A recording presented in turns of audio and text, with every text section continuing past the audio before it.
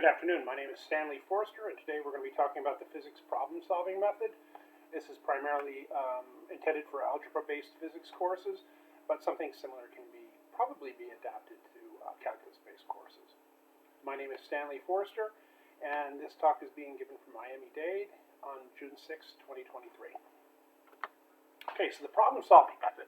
Teaching physics, I've run into a number of problems that reoccurring problems with student work. Okay, one is that students are sometimes derailed by the simple errors. You have to be able to get past those simple errors in order to advance on to the more advanced errors. Sometimes I'll hear students tell me that they have no idea how to start, and the problem is not like any of the examples. I've heard that one a lot. They simply don't recognize the connection between the examples that are given and maybe even a 1 or 2 star problem that covers the same topic, but it's worded a little bit differently or gives slightly different information. Okay.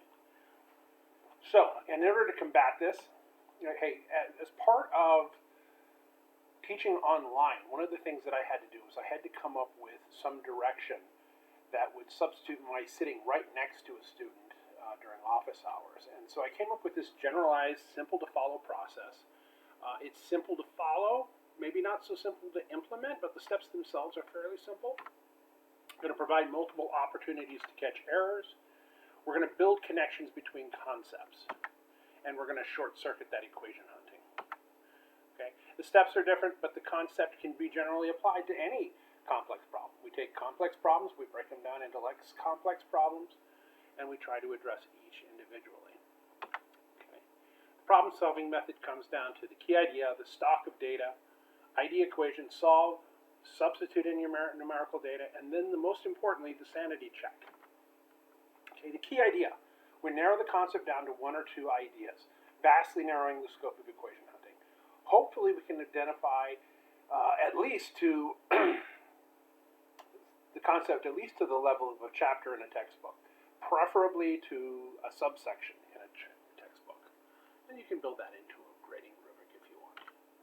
The stock of data, we're going to focus the students at this point on the given information. We're going to identify your unknowns. We're also going to take care of any unit conversions and identify our number of significant digits. Unit conversions, let's say you're given a problem with 15 minutes. Okay. Probably we're not really going to use minutes, so let's go ahead and convert that to 900 seconds. But instead of 900 seconds and saying, oh, one of our inputs has 1 significant digit, we might want to go ahead and note down that 15 had at least 2. If we had 15.0, we would have had 3 significant digits. And it further limits the equation hunting. Okay.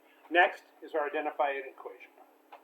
At this point, we've narrowed the scope of the problem down to 1 or 2 numbered equations from the text or lecture notes.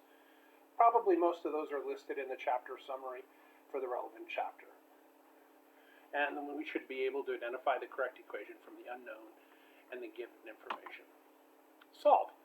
Starting from numbered equations or something identified in the lecture notes, the student's going to obtain an algebraic solution. We're going to ask ourselves, does the solution behave properly? Does this behavior match the student's physical intuition? Okay. Students sometimes want to start from a pre-solved solution in the ID equation step and write down NA for the solve step. And that's something we have to keep an eye out for. Okay. One of the things that this does is minimizes the errors from manipulating units algebraically. Okay. The simplest step is substitute in the numerical data. But at the end of this, we can refer back to our number of significant digits and our proper units. Okay. Islands of knowledge. Okay. Necessarily, a physics course, even a semester-long physics course, is only going to touch down on the terrain of physics in particular areas. And sometimes the students are going to become very, very accomplished in solving particular problem types.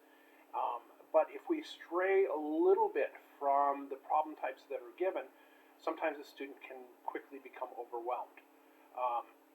Another thing that can overwhelm students is that they don't recognize the connections between concepts. They brain dump between chapters.